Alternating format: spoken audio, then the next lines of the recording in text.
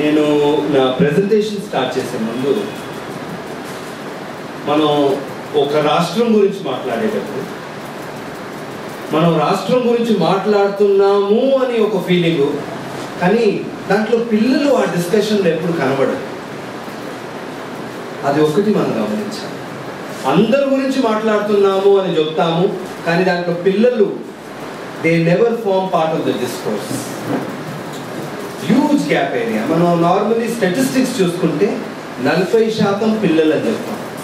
అలాంటి తెలంగాణలో మన తెలంగాణ బంగారు తెలంగాణ గురించి మాట్లాడుకునేటప్పుడు ఈ 40% సిటిజన్స్ అవసరం లేదా, ఈ 40% సిటిజన్స్ అవసరాలు రాష్ట్ర అవసరాలు కావా, వీళ్ళలో ఇన్వెస్ట్మెంట్ మనం చేసే అవసరం లేదా అని ఒక ప్రశ్న మాట్లాడుకుంటాం. సెక్యూరిటీ గురించి మాట్లాడుకుంటాం. ఒక ఫైన్ ఎగ్జాంపుల్ సెక్యూరిటీ. మహిళలకి సెక్యూరిటీ కావాలి, కెమెరాలు పెడతాం, రోడ్ల పైన కెమెరాలు పెడతాం, స్టేట్ లెవెల్లో ఒక కమిటీ పెట్టాము.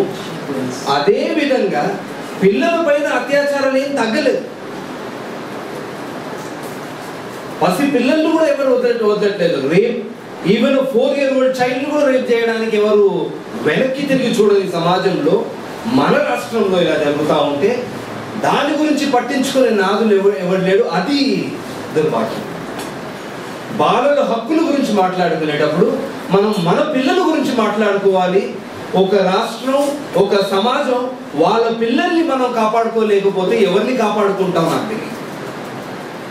If children don't mean anything to you, I don't think whether anything else would mean anything at all to us. ఎందుకంటే సభ్యత, civilization of any country, any state is shown by the way they take care of their children.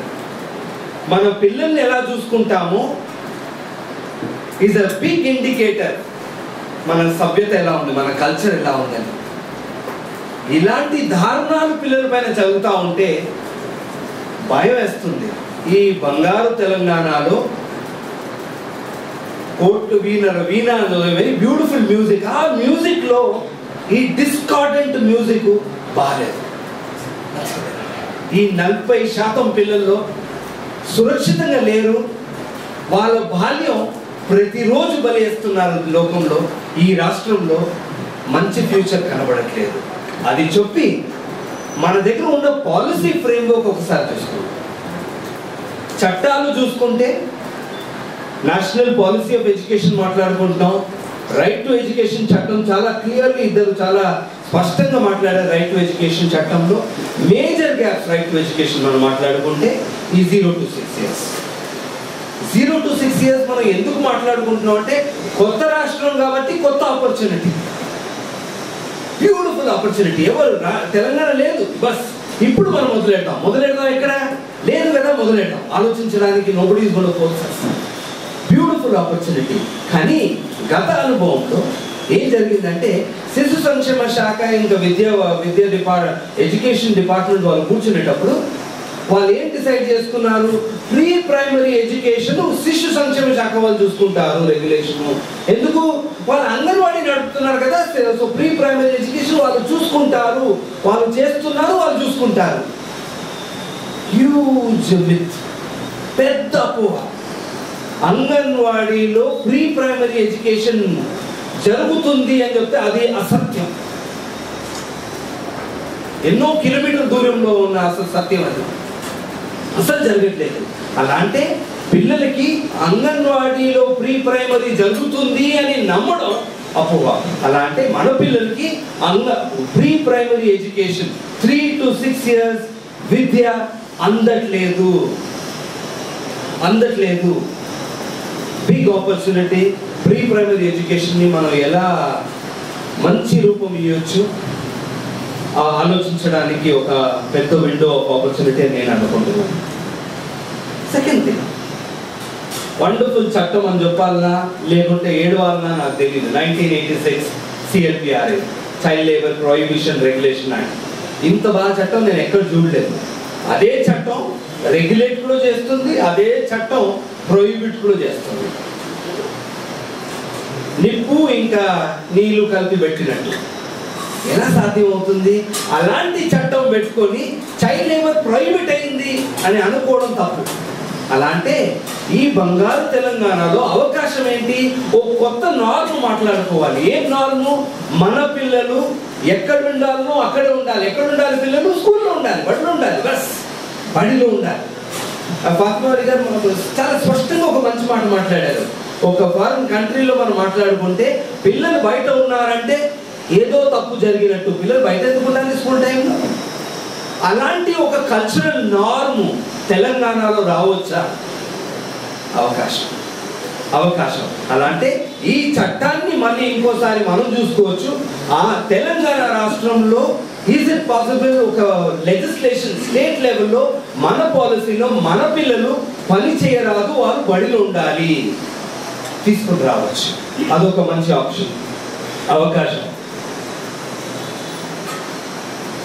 పాక్స్కో చట్టం మాట్లాడుతున్నాం, prevention of offences, sexual offences against children. కొత్త చట్టం ఈరోజు మెదక్ జిల్లాలో సంగారెడ్డిలో వెళ్తే కూడా అక్కడ పోలీసు, జ్యుడిషియరీ అందరూ ప్రచారం చేద్దాం, పోలీసు వాళ్ళు ఏం చేయొచ్చు, ఏం చేయాలి అని మాట్లాడుకుంటున్నాం. లైంగిక వేధింపులు పిల్లల పైన పెద్ద మోతాదులో పెరుగుతుంది. చాలా మంది అడుగుతున్నారు, ఉట్టి బెంగళూరులో జరుగుతుందా అని. చాలా మందికి ఒక పెద్ద అపోహ. ఉట్టి బెంగళూరులో జరగట్లేదు, అన్ని రాష్ట్రాల్లో జరుగుతుంది. ఆంధ్రప్రదేశ్ ఉమ్మడి ఆంధ్రప్రదేశ్లో ఉన్నప్పుడు మనం కూడా వెనక్కి లేవు, మనం కూడా టాప్లో ఉన్నాము. తెలంగాణలో కూడా ఇది ఒక హిస్టరీ తీసుకున్నాం. చాలా అంటే ఇది వాస్తవము. షీ పోలీస్ అని పెట్టి మహిళలకి సురక్షితంగా మాట్లాడుతున్నాం. నాకు మహిళల సురక్షిత గురించి మాట్లాడితే నాకు ఏం ప్రాబ్లం లేదు.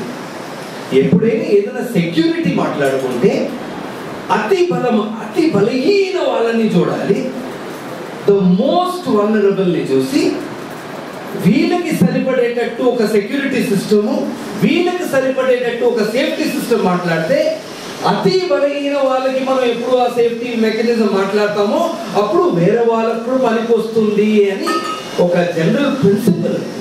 ఆ ప్రిన్సిపల్ పిల్లలు రాగానే మనం ఎందుకు మర్చిపోతాం నాకు తెలియదు. ఒక టీచర్ కొడితే క్రమశిక్షణ కోసం కొట్టారు. నిన్న జరిగింది ఒక స్కూల్లో, బస్ గిచ్చారు. ఎక్కడ గిచ్చారు? ఆ టీచర్కి అక్కడ గిచ్చే అవసరం ఉందా? కొట్టే అవసరం ఉందా? ఇది ప్రశ్నించుకునే అవసరం ఉంది. అనేది ఒక కొత్త రాష్ట్రంలో కొత్త కల్చర్ పిల్లల పట్ల తీసుకొని రావడం అవసరం ఉంది. ఆ ఒక కొత్త కల్చర్లో in terms of zero tolerance for violence. పిల్లల పైన ఎటువంటి వేధింపులు జరగని రాష్ట్రం మనం ఉండాలి. ఆశించడంలో తప్పేంటి? మన పిల్లల్ని ఎవరైనా వచ్చి కొడితే మీరు ఊరుకుంటారా? మీ పిల్లల పైన లైంగిక వేధింపులు జరిగితే ఊరుకుంటారా? వాళ్ళు కూడా పిల్లలే కదా, మన పిల్లలు, మన రాష్ట్ర పిల్లల పైన ఎవరైనా చెయ్యెత్తి కొడితే మీరు ఊరుకుంటారా? సో వాళ్ళు సంఖ్యలు కాదు, ఎవరో పిల్లలు, వాళ్ళకు అమ్మ నాన్న అందరూ ఉన్నారు. అలాంటి పిల్లలు, మన పిల్లల పైన ఎవరో లైంగికంగా వేధింపులు చేస్తున్నారు, శారీరకంగా వేధింపులు చేస్తున్నారు, మానసికంగా వేధిస్తున్నారంటే మీరు నేను ప్రశ్నించని సమాజం ఈరోజు తెలంగాణలో మీరు నేను బంగారు తెలంగాణగా మార్చుకోవాలంటే పిల్లల్ని సురక్షితంగా చేస్తూ వాళ్ళని కూడా ఈ తెలంగాణలో మనం ఎప్పటి వరకు అవును మీరు కూడా తెలంగాణ భాగస్వాములే, మీరు కూడా సిటిజన్సే, మీకోసం మేము ఈ తెలంగాణ కడతాం, మీకోసం ఈ తెలంగాణ తీసుకుని వస్తామని మనం ఎప్పటి వరకు హామీ ఇయ్యేమో అప్పటి వరకు పిల్లలు అసురక్షితంగా ఉంటారు. పిల్లలకి ఆ సేఫ్టీ, ఇంకా ఆ భద్రత కనబడట్లేదు. ఆ భద్రత ఎక్కడ? ఏ పోలీస్ స్టేషన్లో వెళ్ళగలరా? ఈరోజు వెళ్ళి అంకుల్ నన్ను ఇలా కొడుతున్నారు, మామయ్యలు కొడుతున్నారు పోలీస్ అంకుల్ అని చెప్పగలరా? లేదు. ఆ పోలీస్ యంత్రాంగానికి కొత్త బండ్లు ఇచ్చాం, కానీ ఆ బండ్లు ఇచ్చేటప్పుడు ఒక చిన్న నోటు కూడా ఇచ్చి ఉండాలి కదా. మీకు బండి ఇస్తున్నాము, కానీ మీ పోలీస్ స్టేషన్ ఆధ్వర్యంలో ఒక్క పాప పైన, ఒక్క బాబు పైన, ఒక్క మహిళ పైన హింస ఏం జరగకూడదు చూసుకోండి అని చెప్పామా? లేదు. బండ్లు ఇచ్చాం. ఇచ్చేటప్పుడు మా పిల్లలు, మా మహిళల్ని మీరు సురక్షితంగా చేయమని ఒక మాట, బంగారు బాట. And I think that is the expectation from the police establishment. అది బహుశా మనం ఫెయిల్ అవుతున్నాము ఏమో అని నాకు ఫీలింగ్ వస్తుంది. ఎందుకంటే ఈ డిస్కోర్స్లో మనం సంఖ్యల గురించి మాట్లాడడం ఒక వంతు అయితే, సింపుల్ డూయబుల్స్ మాట్లాడుకోవాల్సింది అవసరము. మీరు నేను ఎప్పటి వరకు ఈ ఏం చేయవచ్చో మాట్లాడము, అప్పటి వరకు చెయ్యం. We are talking about KG to PG beautiful. నా ప్రశ్న ఏంటంటే, ఈ రోజు ఆ స్కూల్లో వేధింపులు జరిగితే మీరు మీ పిల్లల్ని పంపిస్తారా? మన మీడియా వాళ్ళు ఎవరు వచ్చారు అడిగారు. కేరళలో ఒక మినిస్టర్ చెప్పాడు, ఈ ఒక పాపని అక్కడ స్కూల్కి వెళ్ళేటప్పుడు తీసుకొని పోయి ఆ పెద్ద పిల్లలపై తీసుకొని పోయి రేప్ చేస్తే నేను మా పాపని స్కూల్కి పంపించడానికి భయపడుతున్నానని చెప్పారు. తప్పేంటి? ఒక మినిస్టర్ కూడా ఒక తండ్రిగా భయపడుతున్నాడు. మీలో ఎంతమందికి భయం లేదు మీ పిల్లల్ని పంపించడం? అలాంటి భయపడే సమాజం అవసరమా? మన పిల్లలు సురక్షితంగా బ్రతికే తెలంగాణ మనకు అవసరం. అడగడంలో తప్పేంటి? అలాంటి సురక్షితమైన సమాజం రూపించడంలో ఏ తప్పు లేదు. We can create a safe society for our children. For our Bangaru Telangana should also be a safe Telangana. Bangaram without safety is no bangaram at all.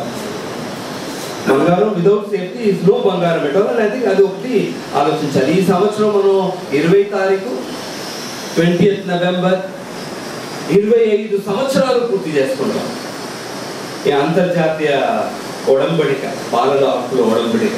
25 years of the UN Child Rights Convention.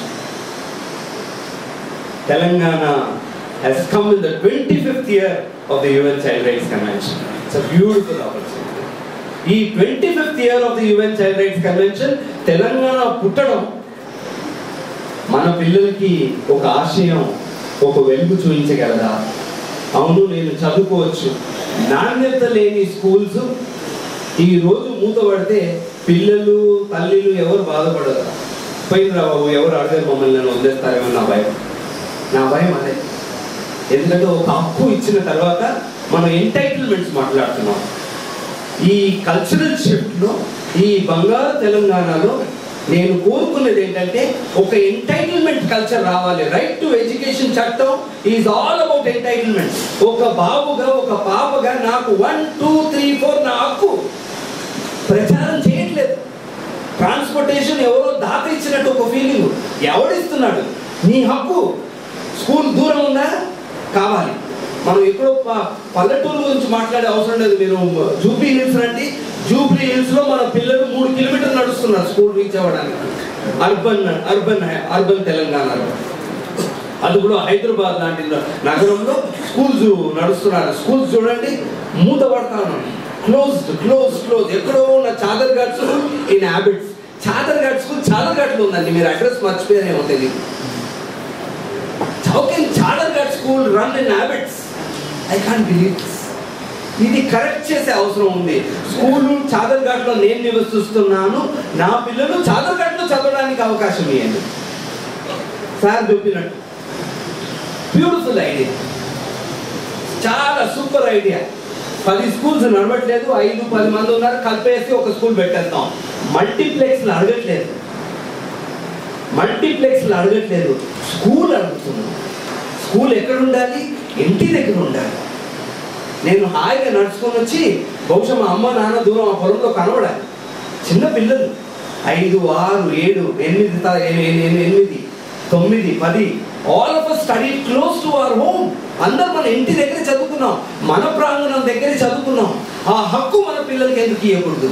And I think the whole debate administrative convenience నుంచి పిల్లల convenience మాట్లాడడం మొదలెట్టాలి. ఇప్పుడు మనం ఏ convenience లో మాట్లాడుతున్నాం? అడ్మినిస్ట్రేషన్కి చాలా సులభం. ఈ స్కూల్ తక్కువ రేషనలైజేషన్ మూసేయండి, అందరినీ కలిపేయండి. ఏం కలుపుతున్నాం? పిల్లల్ని ఆ గ్రామం, ఈ గ్రామంలో ఉన్న పిల్లలందరినీ ఒక్క స్కూల్ దగ్గర పెడుతున్నాం.